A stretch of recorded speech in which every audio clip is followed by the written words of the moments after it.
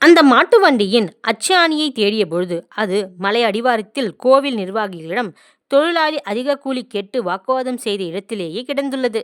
அச்சாணி இல்லாமல் கரடுமுரடான செங்குத்தான மலைப்பாதை வழியாகவே மாட்டு வண்டி வந்ததை உணர்ந்த தொழிலாளி, எந்த கூலியும் வேண்டாம், எனக்கு கூலி கோவில் திருப்பணிக்காக வழங்குகிறேன் என்று மனமும் வந்து கூறி சென்றார்.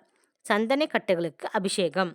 கருங்குளம் வகுளகிரி மீது சுயம்புவாக எழுந்தருளிய 2 சந்தன கட்டைகளுக்கு வஸ்திரம் அணிவித்து திருநாமம் சாத்தி பெருமாள் அலங்காரமும் செய்யப்படுகிறது.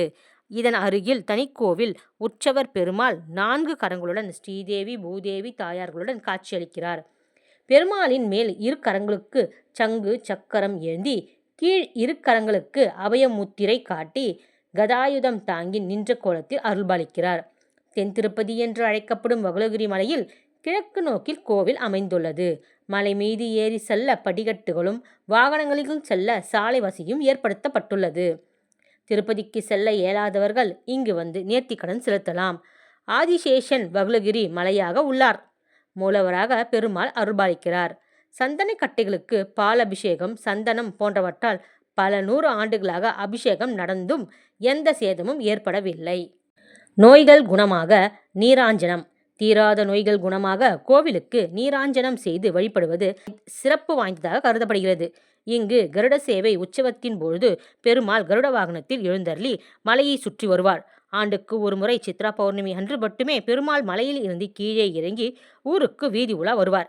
இங்குள்ள உறங்கா புளிய மரத்தில் உள்ள இலைகள் இரவிலும் சுருங்குவதில்லை. இம்மரத்தில் பூக்கள் பூத்தாலும் காய்க்காது என்பது சிறப்பு அம்சமாகும்.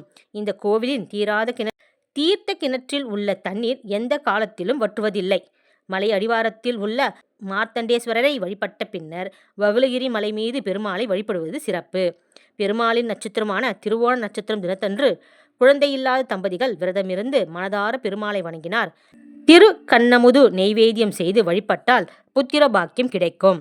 சாபம் நீக்கிய மன்னர். பாஞ்சால நாட்டின் மன்னர் சித்ராங்கதன் தீராத வயிற்று வலியால் அவதிப்பட்டதே நாரதர் ஒருவர் முனிவரிடம் தனது வேதனையை கூறி வந்தார்.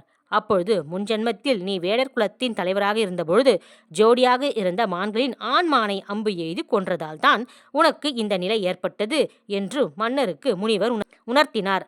அந்த சாபம் நீக்க வகுளகிரி மலை அடிவாரத்தில் தாமிரபரணியில் நீராடி மலை மீது வீற்றிருக்கும் பெருமாளை வேண்டினால் குணம் பெறுவாய் என்றார். அவ்வாறே வகுளகிரி மலையில் பெருமாளை தரிசித்த மன்னர் குணமடைந்தார்.